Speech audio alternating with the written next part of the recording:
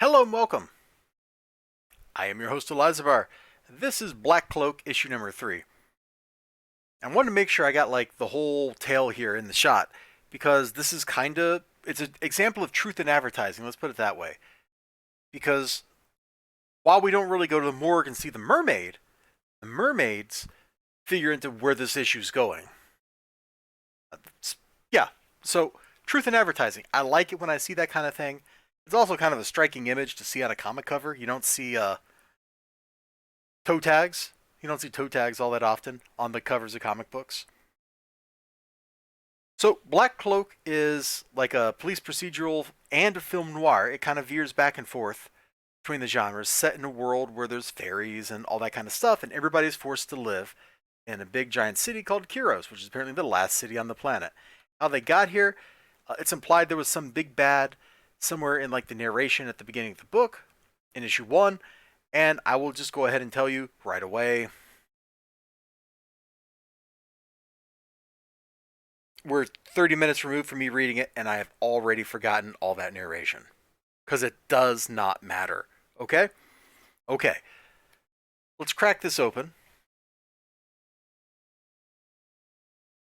It's a pretty good shot. I like how, the place is packed, and then they see the coppers coming. Black cloak! Black cloak! Black cloak! Black cloak! And everybody skedaddles as she walks in. She sits down at a noodle stand and she meets with the other cop, her partner in crime, who's got cool pink wings. You gotta like it. And they're talking about each other, they're talking about the case, that kind of stuff. He's like, yo, you gotta let me in. She's like, I thought I did let you in. And he's like, no, you gotta let me in because this is way too personal for you. You need somebody with some objectivity to help you out. Very true. Very good stuff. So she lets him in, and we get a little like conspiracy stuff going on here. We meet the other cop's family a little bit. Cute kid, by the way. Looks adorable and annoying, which is what kids do. And as they're doing their investigation here,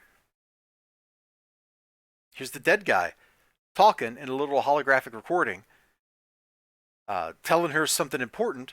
And of course, being like a film noir, that message can never be complete. It can't actually be useful. It's got to be garbled up somehow or misinterpreted or whatever. And in this case, it gets garbled up, leading them to be like, oh man, that doesn't seem right. Yeah, that doesn't seem right. Somebody has interfered with this. So they go from there to doing some more police work, interrogating people, and that kind of stuff. And it all builds up, like I said, to where we see some mermaid activity. The writing's okay. The world is pretty interesting, and I kind of feel like that's what's really pulling me in here to read this book as we go forward.